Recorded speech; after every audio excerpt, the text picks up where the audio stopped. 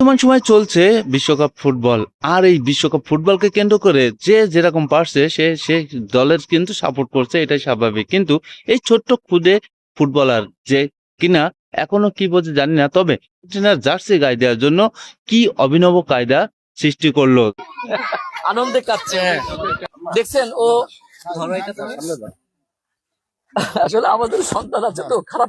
এটা কিন্তু সেলাই করা, এটা সুতা দিয়ে সেলাই, মানে মাঝে সাদা, দুই পাশে আকাশি কালারের যে আর্জেন্টিনা পতাকার রং। তুমি কোথায় পেয়েছিলে এই পলিথিন গুলো? পলিথিন গুলো ওই যে ঘর বানানোর সময় ছিল, সেগুলো আমি নিলাম। তোমাদের বাড়িতেই ছিল?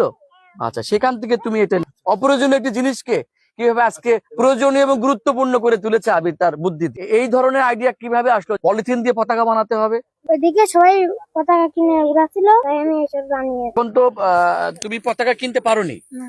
তোমার কাছে টাকা ছিল না, সবাই পতাকা উড়াচ্ছে তুমি দেখছো, কিন্তু তোমার খুব খারাপ লেগেছে যে তুমি পতাকা কিনতে পারছো না। এখন যদি আমরা সবাই মিলে, এই যে চাচুরা ভাইয়েরা সবাই তোমাকে একটা পতাকা দিই, নতুন পতাকা, কেমন লাগবে?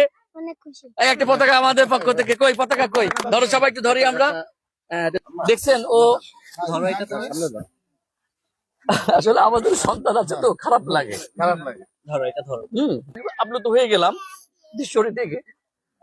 কত দূর খেলা হচ্ছে, একজন শিশুর মনে আর্জেন্টিনা এবং মেসি যে এত জায়গা করে নিয়েছে, হয়তো মেসি এই সংবাদ জানবে না। আনন্দে কাটছে। হ্যাঁ, ঠিক আছে।